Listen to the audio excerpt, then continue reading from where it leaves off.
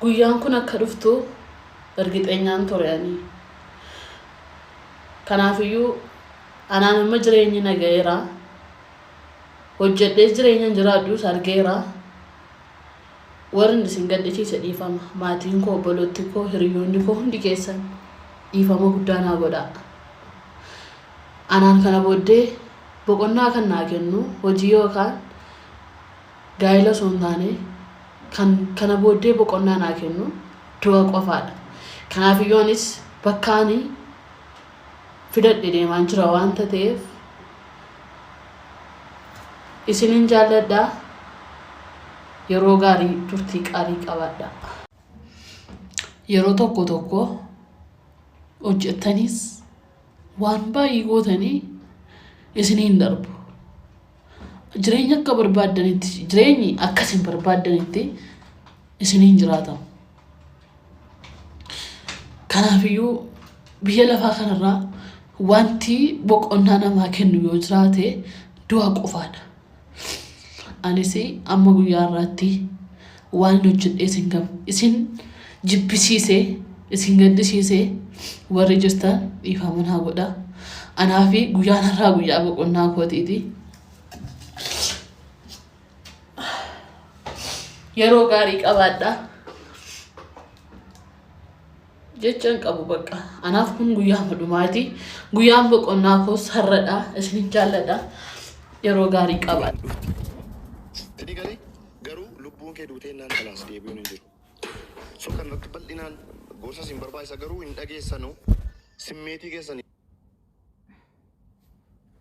yeroo sana qofa yaaddu simmeetii keessan wallahi mucaan kun 2 minutes daqiiqaa lama qofa tuutti yaaddee maaliif of ajjeesa jetteetu of gaafattee daqiiqaa lama bar wallahi of hin ajjeestu boonii nama beektuu kanaa miti namooti barumsaan baran namni miidiyaa kanarra jiru of hin ajjeesu daqiiqaa lama tuutee seetti yaaddee abdatteetu mucaa kana nyaatee baay'isee nama isin abdattee lafaa qabdutu haadhaaf abbaa sii caalaa rabbii gaditti abdatteetu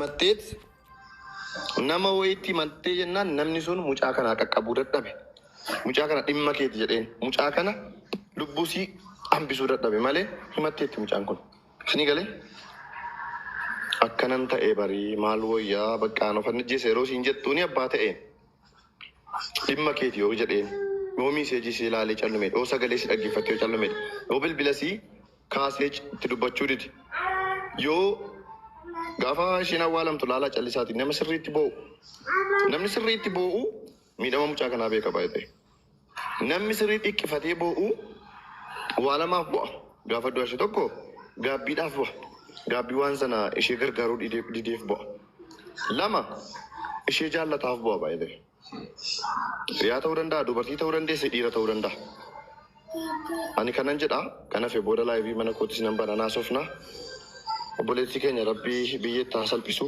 waan jiru immoo hordofnee isinitti himname yaadannoo naa bilbili yeroo ishii mijatu siin bilbila abdii kolfaadhu dhugaa waaqayyooti jalqaba maatii ishii fi firoottan hiriyoota ishiitiif jajjabina hawwina akkuma tamma kaaste waan baay'een jira beektaa namni keenya gaafa lubbuun jirurra gaafa du'e wal leellisa sii galee gaafa lubbuun jiru walitti siqee rakkoo waliin baratu gaafa namni keessan dhufee waa sitti himatu maqaa nama sanaa ol baasuudhaaf rakkata biluun karaa keessaa dhufee akkasinaan jedhee jedha isa kana ol baasuudhaaf rakkata yookaan koomentii lama yookaan foloo lama yookaan laayikii tokkotti argachuudhaaf maqaa nama ol baasuudhaaf oolata gaafa keessaa garuu gaafa namni ciniinnatee beela'ee rakkoo isaa sitti himatu maqaa isaa ol baasuudhaaf rakkata biluun akkasinaan jedhee itti kolfisiisuudhaaf yookaan yaada nama sanaa ceephisiisuudhaaf itti maraata malee rakkoo isaa qaqqabuudha namni kaatu hin jiru isa dhugaadha yeroo baay'ee argineerra jechuun waan nurra ga'eerraayis waan namarra ga'uurraayis waan baay'ee tilmaamna waan ta'eef mucaan kun isa dhugaadha asin deebitu lubbuun takka baate yoomiyyuu asin deebitu jechuudha yoomiyyuu argachuu hin dandeenye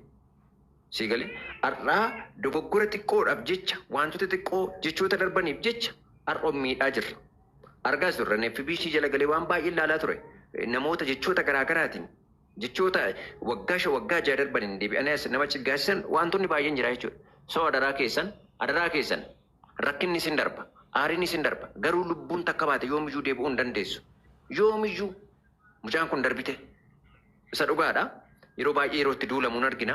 Yeroo abbaan barbaade akka barbaadetti gad deebisee akka barbaadetti arrabsamuun argina. Waan ta'e namni gaafa jireenya isaa mo'achuudhaaf waan isaan fakkaanne nama isaaf hin malle jecha isaaf hin malle baatee halkaniif guyyaa imalu waan baay'ee jedhama.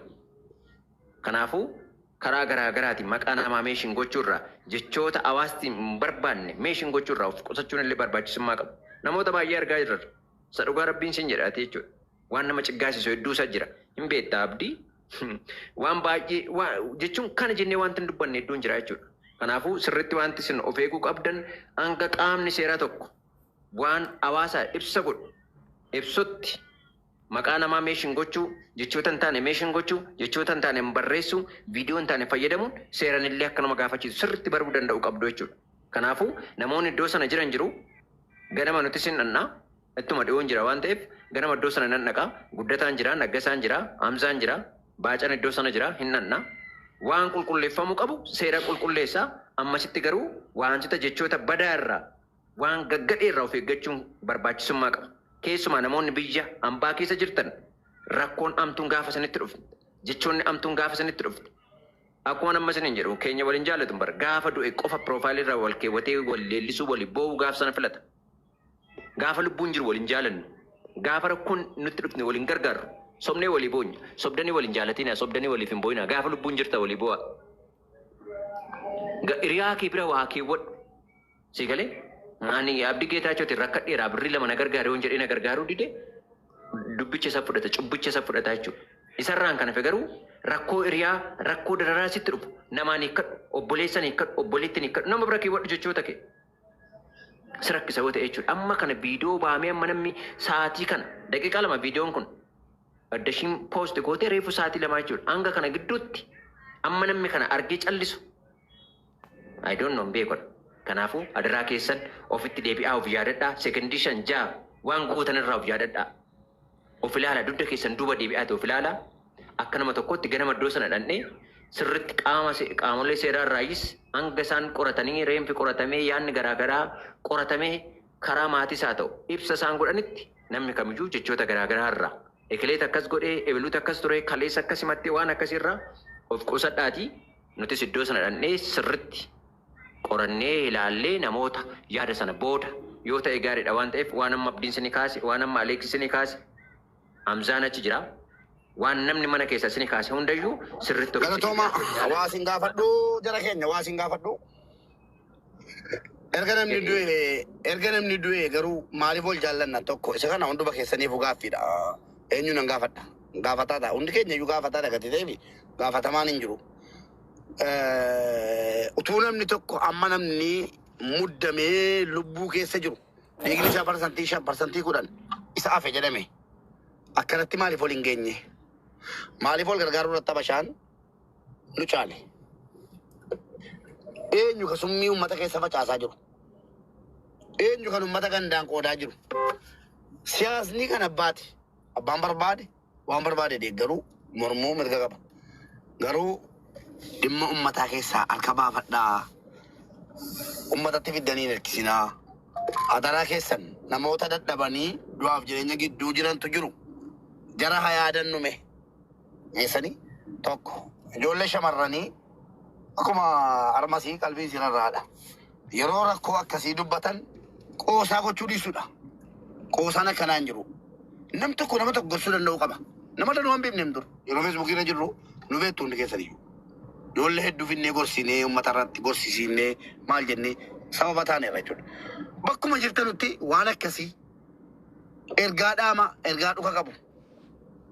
Akkuma abdii hukumee jarrabdii geetaachoo boonaan warreen dura dubbataa oolan itti Aleksimaan qoosaa akkasii yookiin immoo